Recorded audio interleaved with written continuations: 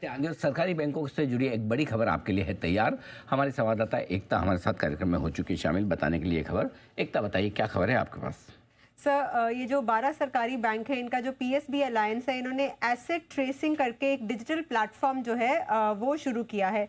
अब इस प्लेटफॉर्म के ज़रिए क्या होगा कि अगर कोई बैड लोन होता है, मतलब कोई अपने लोन की किस्तें नहीं भर पा रहा और वो एनपीए में लोन जा रहा है, तो जो कोलैटरल्स होते हैं जिसे गिरवी रखकर लोन लिया जाता है, अब उसे एक डिजिटल फॉर्म का हम रिकॉर्ड कह सकते हैं। इसका फ़ायदा ये होगा कि एक ही, जैसे फॉर एग्जांपल कोई प्रॉपर्टी अपनी गिरवी रखकर लोन ले रहा है, तो वो एक ही प्रॉपर्टी का दो अलग अलग बैंक्स में जाकर लोन नहीं ले सकता।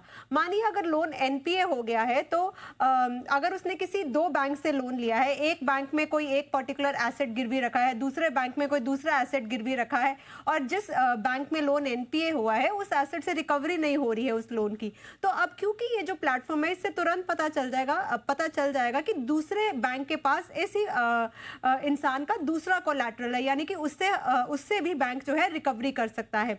इससे डबल फाइनेंसिंग जो है वो कंट्रोल में आ सकती है, जो फ्रॉड्स हैं वो कंट्रोल में आ सकते हैं, क्योंकि ये डिजिटल प्लेटफॉर्म है। और क्योंकि 12 बैंक्स ने मिलकर बनाया है, तो हर एक बैंक ने अपना प्लेटफॉर्म नहीं बनाया, जिस वजह से उनकी कॉस्ट जो है कम हुई है।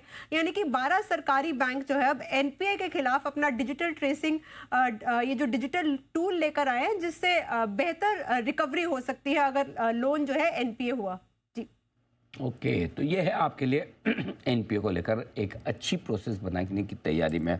आइए विश्वेश जी हमारे साथ तैयार हैं। विश्वेश जी से जरा एक बार एसबीआई के चार्ट्स पर राय ली जाए। वैसे तो सारे बैंक्स कमज़ोर है, लेकिन एसबीआई शायद उतना कमज़ोर नहीं। जरा चार्ट्स देके राय दे सर।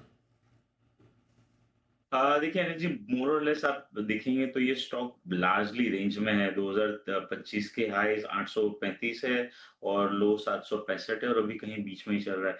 अनिल जी, ऐसा लग रहा है ये चार्ट को देख के कि मार्केट कहीं जाने के मूड में नहीं। इनफैक्ट लार्ज पीएसयू बैंक है और इस बहुत ही नैरो रेंज, एक इंडिकेटर आता है जनरल जिसको एवरेज ट्रू रेंज कहते हैं, मतलब ऑन एन एवरेज कितना स्टॉक में मूवमेंट आ रहा है उससे पता चल रहा है।